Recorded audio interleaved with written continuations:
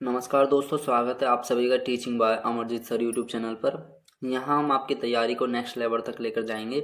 चाहे आप UPSC, PCS, SSC, railway, defence या किसी भी कॉम्पिटिटिव एग्जाम की प्रिपरेशन कर रहे हो तो ये सेशन आपके लिए काफ़ी महत्वपूर्ण रहने वाला है। तो शुरू करते हैं आज के सेशन को सिंपल एक्सप्लेनेशन और एग्जाम ओरिएंटेड अप्रोच के साथ में। Let's begin. जैसा कि आपने देखा था कि जो हमारी पिछली 5 क्लासेस थी उसके अंदर जितने भी हमारे इंपॉर्टेंट टॉपिक्स थे प्राचीन भारत के इतिहास से संबंधित, उनके ऊपर जो भी इंपॉर्टेंट क्वेश्चंस थे वो हमने डिस्कस कर लिए थे। और आज के सेशन हम डिस्कस करेंगे आपके प्राचीन भारत में स्थापत्य कला और दक्षिण भारत के अंदर चोल, चालुक्य, पल्लव और संगम युग के बारे में। ठीक है, इनसे रिलेटेड जो भी इंपॉर्टेंट क्वेश्चंस होंगे उनको। तो जैसा कि आप स्क्रीन पर देख पा रहे हो कि पहला क्वेश्चन है आपका कि एलिफेंटा की गुफाएं मुख्यतः निम्न धर्म के मतावलंबियों के उपयोग के लिए काटकर बनाई गई थी। तो यानी यहाँ से ये पूछा वो कौन सा मतलब मुख्य धर्म था, ठीक है, जिसके अंदर मतलब इस गुफा मतलब एलिफेंटा जो गुफा थी उसमें मतावलंबियों के उपयोग के लिए वो काट के बनाई गई थी। ठीक है, तो ये आपका बौद्ध धर्म या जैन धर्म या आपका शैव धर्म या आपका वैष्णव धर्म। तो बेसिकली मैं बात करूँ तो ये आपका ऑप्शन इसमें सी होगा। थोड़ा सा मैं थोड़ी सी इसकी मैं व्याख्या बता देता हूँ कि एलिफेंटा गुफाएं बेसिकली जो था ये जो थी ये आपकी मंदिरों का मतलब कह सकते हैं, जो गुफाएं मंदिर इसके अंदर बनी हुई हैं उनका एक कलेक्शन है और जो ज़्यादातर यानी कि जो हमारे भगवान शिव जी हैं उनको समर्पित हैं और ये हिंदू भगवान है। ठीक है, और यूनेस्को के द्वारा इन्हें वर्ल्ड हेरिटेज साइट में भी घोषित किया हुआ है। और ये आपके महाराष्ट्र राज्य के अंदर जो मुंबई शहर है वहाँ से 10 किलोमीटर पूर्व में, ठीक है, मुंबई हार्बर या कह सकते हैं ये एलिफेंटा आइलैंड या घारापुरी पर आपको स्थित देखने को मिलेंगी। और इस गुफाओं के अंदर जो स्ट्रक्चर आपको देखने को मिलेगी तो वो इस तरह की आपको देखने को मिलेंगी जैसा कि आप इस पे देख पा रहे हो इमेज में। ठीक है, तो नेक्स्ट क्वेश्चन है आपका कि एलोरा के जो, अच्छा एक चीज़ और बता देता हूँ। देखो एलोरा इसमें एलिफेंटा के अंदर आपको एक चीज़ ध्यान रखनी है, 1 सेकेंड, कि एलिफेंटा गुफा के अंदर ना टोटल जो आपकी 7 हैं। ठीक है, 7 गुफाएं टोटल, और जिसके अंदर आपके 5 मतलब कि हिंदू धर्म को रिलेटेड है। ठीक है, 5 तो आपकी हिंदू धर्म से रिलेटेड है और जो 2 हैं आपकी वो आपकी बौद्ध धर्म से रिलेटेड है। तो ये भी फैक्ट आपको ध्यान रखना है। ठीक है, नेक्स्ट क्वेश्चन है आपका कि एलोरा के कैलाश मंदिर का निर्माण कराया था यानी कि राष्ट्रकूटों ने। ठीक है, नेक्स्ट है आपका कि वातापी के चालुक्यों ने, फिर गंग शासकों ने, या उपयुक्त में कोई नहीं। ठीक है, ऑप्शन में जो दिया हुआ तो बेसिकली इसका जो करेक्ट ऑप्शन होगा वो आपका होगा यानी कि राष्ट्रकूटों के द्वारा यानी किया गया था। और एलोरा का जो कैलाश मंदिर वो आपको इस तरह का देखने को मिलेगा। ठीक है, ये जो मंदिर है आपका एलोरा का मंदिर इस तरह का आपको देखने को मिलेगा। और इसका जो देखो ये वाला जो पिलर हिस्सा इधर साइड का जो ये है, ठीक है, ये आपका 20 रुपये के नोट पे भी आपको देखने को मिलेगा। तो इसका करेक्ट ऑप्शन होगा आपका ए ऑप्शन। और इसकी थोड़ी सी मैं हिस्ट्री बता देता हूँ कि जो एलोरा का जो मंदिर है बेसिकली जो कैलाश मंदिर है ये मतलब कि कह सकते हैं भगवान शिव के लिए ही प्रसिद्ध है। और इसका निर्माण जो था वो राष्ट्रकूट जो शासक थे कृष्ण प्रथम, ठीक है, उनके द्वारा इसका मतलब कि कह सकते हैं निर्माण किया गया था एलोरा के कैलाश मंदिर का। तो आपका ऑप्शन हो जाएगा ए। नेक्स्ट क्वेश्चन है कि किस धर्म को राष्ट्रकूटों का मतलब कि संरक्षण प्राप्त था, ये आपको बताना है, यानी बौद्ध धर्म को या जैन धर्म को या शैव धर्म को या आपका शाक्त धर्म को। तो बेसिकली जैन धर्म को यानी कि संरक्षण प्राप्त था, क्योंकि ऐसा बताया जाता है कि जो राष्ट्रकूट शासकों के समय के दौरान यानी कि वैसे तो ब्राह्मण धर्म का काफ़ी महत्व रहा है किंतु ब्राह्मण धर्म की तुलना में जैन धर्म का जो प्रचार प्रसार था वो काफ़ी अधिक था। इसलिए जो राजकीय का जो संरक्षण था वो किस धर्म को प्राप्त था, आपका जैन धर्म को। इसका ऑप्शन आपका हो जाएगा option number B is correct. ठीक, नेक्स्ट क्वेश्चन आपका कि सूची 1 एवं सूची 2 का मिलान कीजिए तथा दिए गए कोड का प्रयोग मतलब कि करना आपको सही उत्तर सेलेक्ट करना। ठीक है, ये किन किन से रिलेटेड है। ऑप्शंस में आपके दिए हुए हैं यानी कि स्तूप किससे रिलेटेड है, चित्रकारी किससे रिलेटेड है, कनिष्क की शिरवाइन मूर्ति किससे रिलेटेड है, या आपका दशावतार मंदिर किससे रिलेटेड है। तो बेसिकली स्तूप की यदि हम बात करें, जो आपका स्तूप है ये आपको सांची से रिलेटेड देखने को मिलेगा। ठीक है, चित्रकारी की बात करें तो चित्रकारी आपकी बाघ से रिलेटेड देखने को मिलेगी। कनिष्क किशोर वहन मूर्ति की यदि हम बात करें तो आपको मथुरा में से रिलेटेड देखने को मिलेगी। और दशावतार मंदिर की यदि हम बात करें तो आपको देवगढ़ से रिलेटेड देखने को मिलेगा। ठीक है, नेक्स्ट है आपका क्वेश्चन, इसका देखो एक और ऑप्शन में सीक्वेंस बना देते हैं। ए का आपका होगा यानी कि 2, ठीक, ए का आपका 2 हो जाएगा, बी का यानी कि आपका 1 हो जाएगा, सी का आपका हो जाएगा यानी कि 4 और डी का आपका हो जाएगा 3। तो सीक्वेंस बनेगा 2 1 4 3। ठीक, 2 1 4 3 आप ऑप्शंस में देख सकते हो अगर हो तो। ठीक है, सीक्वेंस में 2 1 4 3 ये भी नहीं है, 2 1 4 3 ये होगा। और देखो आप एलिमिनेशन में यहाँ पे यूज़ कर सकते हो एलिमिनेशन मेथड को। कि आप ए और बी में पहले ये देखो 2 1 किस सीक्वेंस में बन रहा है, यानी कि 2 1 देखो पहले, ना तो देखो 2 1 इसमें, ना 2 1 इसमें, ना 2 1 इसमें, सॉरी इसमें तो है, ठीक है, इसमें है 2 1 सेकंड वाले में देखो 2, और देखो यहीं से ये भी देख सकते हो कि पहला ए का 2 कौन सा, तो ए का 2 केवल एक में ही, तो आपका बी ऑप्शन करेक्ट हो जाएगा। जब पूरा देखोगे तो शुरू के 2 ऑप्शंस में आप चेक कर सकते हो कि 2 1, तो यहाँ पे 1 भी सिंगल है, तो यानी करेक्टली आपका सीक्वेंस में आपका आंसर हो जाएगा, यानी कि बी वाला 2 1 4 3, और यही पैटर्न हमारे जो ऑप्शंस थे वो मैच हो रहे थे, ठीक है, यानी 2 1 4 3, ठीक। नेक्स्ट क्वेश्चन है आपका कि सूची 1 को सूची 2 से सम्मिलित करें तथा नीचे दिए गए कूट से सही उत्तर चुनें। तो इसके अंदर कुछ आपके स्थान के बारे में बताया हुआ, स्थान दिए हुए हैं और इधर आपके स्मारक दिए हुए हैं। ऑप्शंस में आपके एलिफेंटा और श्रवणबेलगोला, खजुराहो या सांची। इधर जो स्मारक दिए हुए हैं स्तूप, मंदिर, गुफा, मूर्ति। बेसिकली एलिफेंटा तो अभी हमने अभी डिस्कस करी, एलिफेंटा यानी गुफा से रिलेटेड है, ठीक है। और श्रवणबेलगोला की यदि मैं बात करूं, जो श्रवणबेलगोला यानी कर्नाटक के अंदर स्थित है, और यहाँ पे यानी जो गोमतेश्वर की जो एक काफ़ी बड़ी मूर्ति बनी हुई है इनकी, ठीक है, इनका जो निर्माण किया गया था वो चामुंडा राय जी ने कराया था। और खजुराहो की यदि हम बात करें तो खजुराहो का जो मतलब कि एक मंदिर है, यहाँ पे काफ़ी सारे मंदिर बने हुए हैं, ये मध्य प्रदेश में आपको देखने को मिलेंगे, जो कि चंदोल शासक के द्वारा बनाए गए थे। और सांची की यदि हमें बात करें तो सांची जो आपका मध्य प्रदेश में, ये एक सांची स्तूप है जो कि मध्य प्रदेश में आपको देखने को मिलेगा, और यह है अशोक के द्वारा निर्माण किया गया था। तो सांची का आपका हो गया यानी कि स्तूप, एलिफेंटा गुफा हो गई, और श्रवणबेलगोला की यदि हम बात करें तो आपकी मूर्ति हो गई, और खजुराहो आपको मंदिर से रिलेटेड हो गया, ठीक है। नेक्स्ट क्वेश्चन है आपका कि सूची 1 को सूची 2 से सम्मिलित कीजिए और सूचियों के नीचे दिए गए कोड का सही उपयोग करना, यानी कि इनमें से आपको कौन सा ऑप्शन करेक्ट है वो मैच करना। तो एक तरफ आपको सूचियों में दिया हुआ है कि ऐतिहासिक स्थल, दूसरी तरफ आपको दिया हुआ है राज्य उसके, ठीक है, तो उसको ये मिलान करना कि कौन सा राज्य मतलब किस स्थल पे है, ठीक है, सॉरी मतलब कि कौन सा ऐतिहासिक स्थल किस राज्य में है, ठीक। ऑप्शंस में आपके दिए हुए हैं भीमबेटका, शोर टेम्पल, हम्पी, मानस। इधर आपके आसाम, मध्य प्रदेश, तमिलनाडु, कर्नाटक। बेसिकली हम बात करें तो जो भीमबेटका वो आपका मध्य प्रदेश में देखने को मिलेगा, ठीक। और शोर टेम्पल की यदि हम बात करें तो आपको तमिलनाडु में देखने को मिलेगा। हम्पी की यदि हम बात करें तो आपको कर्नाटक के अंदर देखने को मिलेगी, और मानस की यदि हम बात करें तो आपको आसाम में देखने को मिलेगा। जो इसका सीक्वेंस बनेगा वो कौन सा बन रहा है, यानी ए का 2, ठीक है, ए का 2 बनेगा, और बी का आपका 3 बनेगा, और सी का आपका 4 बनेगा, और डी का आपका 1 बनेगा। तो 2 3 4 1 सीक्वेंस चेक कर सकते हो, ए का 2 और बी का 3, 2 3 4 1। देखो इसमें बी वाला ऑप्शन आपका करेक्ट हो जाएगा, 2 3 4 1।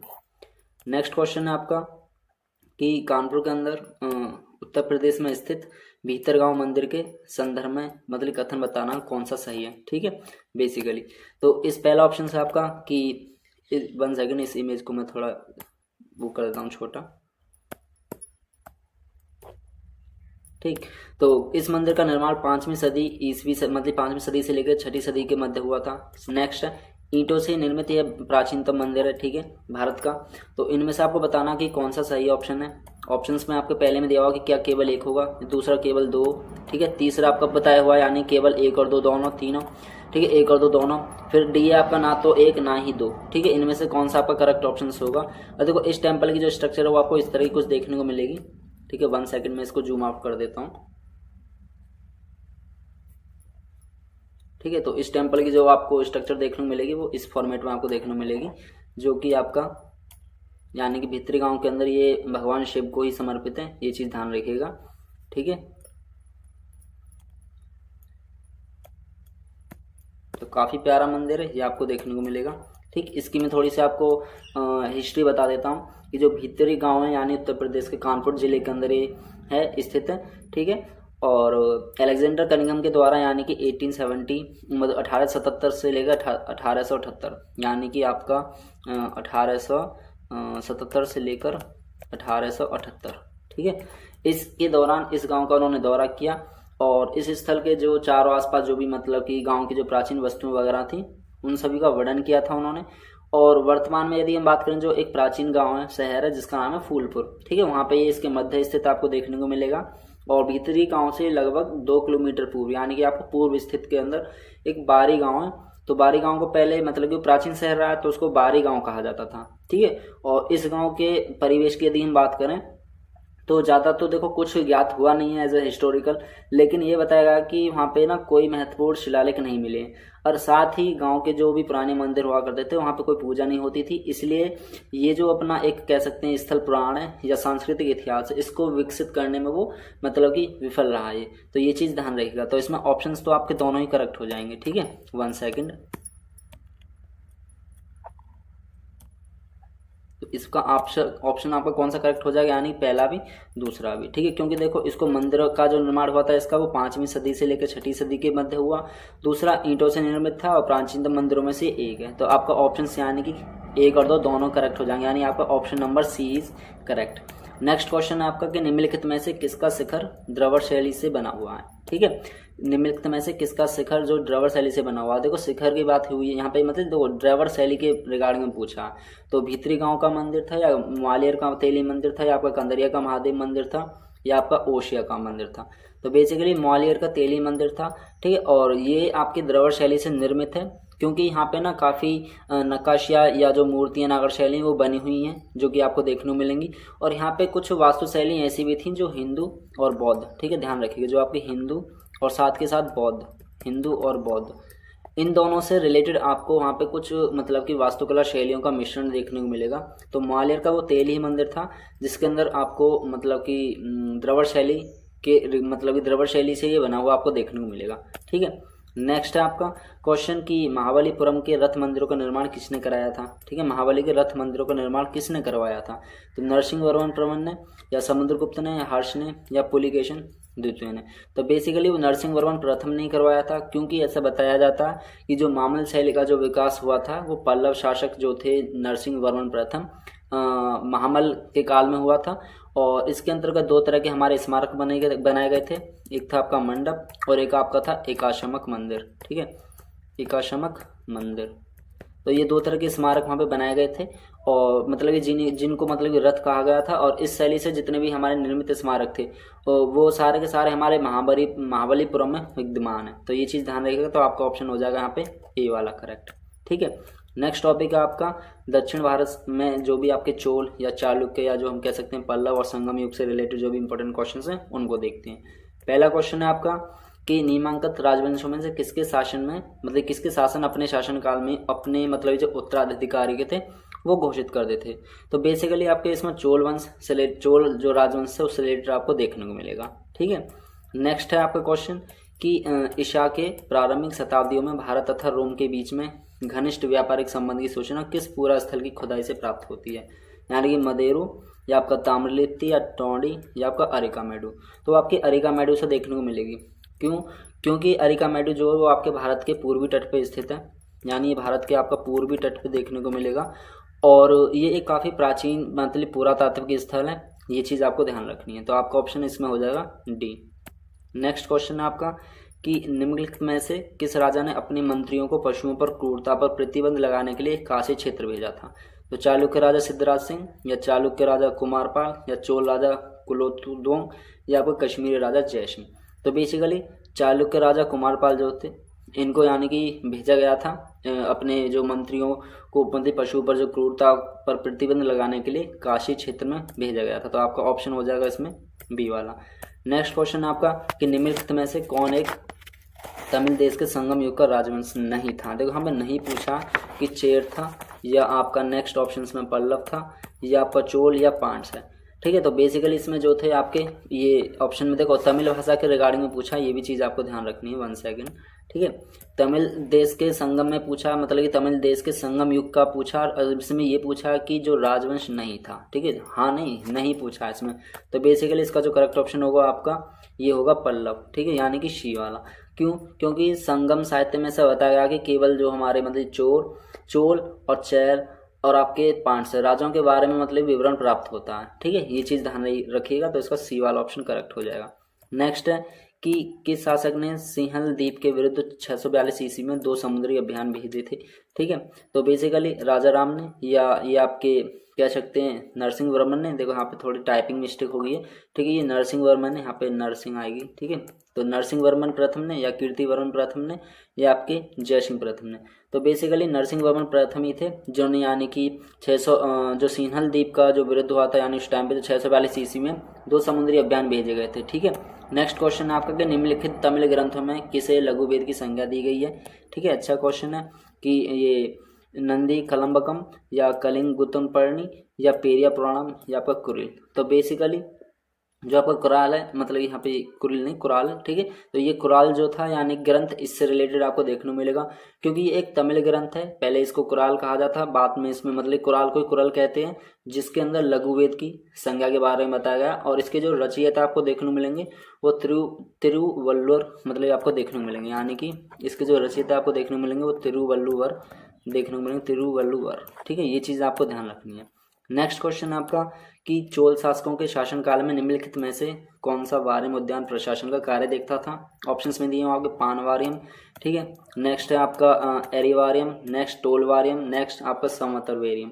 तो बेसिकली इसमें जो चोल शासकों के शासनकाल में जो भी मतलब कि ये वारियम उद्यान का प्रशासन का मतलब जो भी कार्य था उसको देखता था, वो आपको देखने को मिलेगा टोलवारियम, ठीक है। ऑप्शन नंबर यानी आपका सी देखने को मिलेगा टोलवारियम, क्योंकि चोलकालीन के दौरान में जो भी मतलब गांव की गतिविधि थी उनकी सारी देखरेख करना, ठीक है, उनकी समितियों का देखरेख करना, उसी को वारियम कहा जाता था, ठीक है। और जितने भी उद्यान प्रशासन थे ना, उनके कार्य को देखने वाले की समिति को हम टोटवारियम भी कहते थे। तो ये आपका ऑप्शन इसमें हो जाएगा सी वाला, यानी कि सी ऑप्शन इज करेक्ट।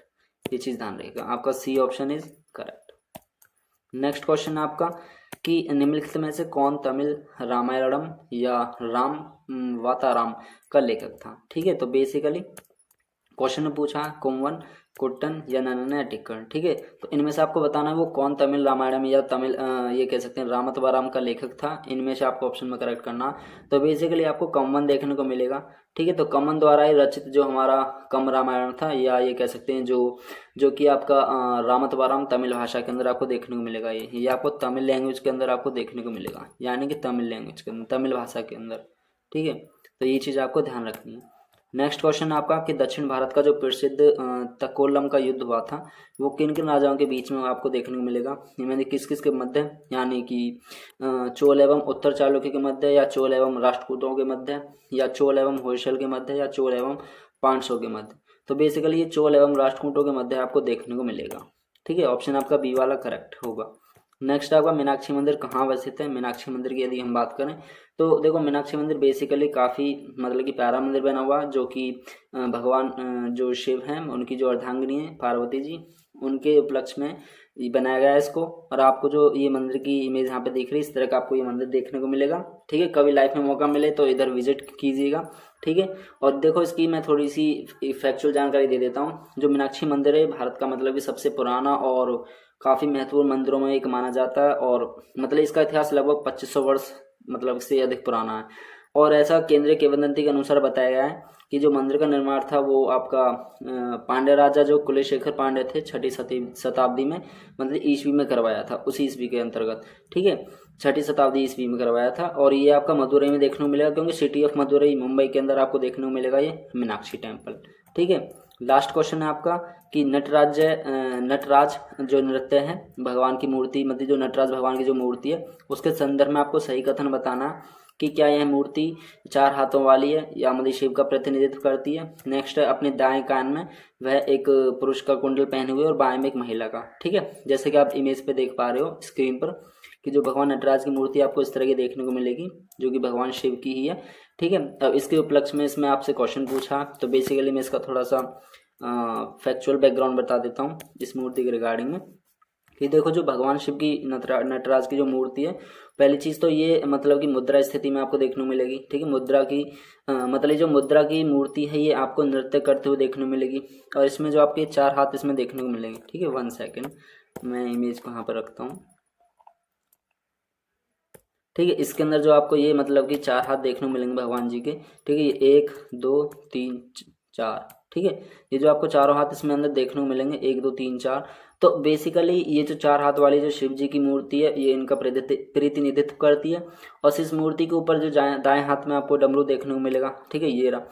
और बेसिकली ये सृजन का प्रतीक माना जाता है। और जो ऊपरी बाएं हाथ था, यानी जो ऊपरी बाएं हाथ था इनका, वो उनका विनाश, यानी हाथ में अग्नि का प्रतीक है और वो विनाश का प्रतीक माना जाता है। और दाहिने हाथ में यदि हम बात करें तो मुद्रा प्रदर्शित कर रहा है, जबकि बाएं हाथ की यदि हम बात करें तो जो उठे हुए बाएं पैर की जो इशारा कर रहे हैं वो मोक्ष के मार्ग की तरफ कर रहे हैं। ठीक है, जो ये हमारा मतलब ये उठा हुआ जो पैर है इनका, ये मोक्ष का मार्ग इसको प्रदर्शित कर रहा है। और बेसिकली जो नटराज भगवान जी की ये मूर्ति है, ये इनको हम अर्धनारीश्वर के रूप में माने जाते हैं, क्योंकि दाहिने कान में इन्होंने जो पुरुष का कुंडल था यानी कि वो पहना हुआ था, और महिला जो बाएं कान की यदि हम बात करें, इन्होंने महिला का कुंडल पहना हुआ है। ठीक है, तो ये एक पूरा बेसिक स्ट्रक्चर्स है इस मूर्ति का।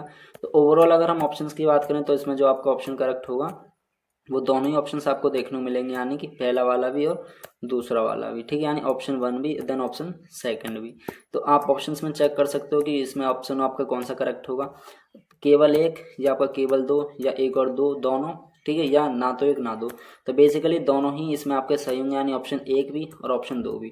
ठीक है, तो आई होप आज के जो हमारे क्वेश्चंस थे टोटल वो ये थे, और बाकी जो आगे की क्लास में हम कल डिस्कस करेंगे जो नेक्स्ट टॉपिक से रिलेटेड जो भी इंपॉर्टेंट क्वेश्चंस होंगे। मुझे आशा है कि आपको ये सारे टॉपिक्स अच्छे, जो भी क्वेश्चंस हैं आपको अच्छे से समझ आए होंगे। So thank you so much for watching this session. और अगर ये वीडियो आपके लिए हेल्पफुल रहा हो तो हमारे साथ जुड़े रहिए, लाइक शेयर और सब्सक्राइब करें। मिलते हैं नेक्स्ट क्लास में, तब तक के लिए अपना ख्याल रखिएगा। टेक केयर, जय हिंद।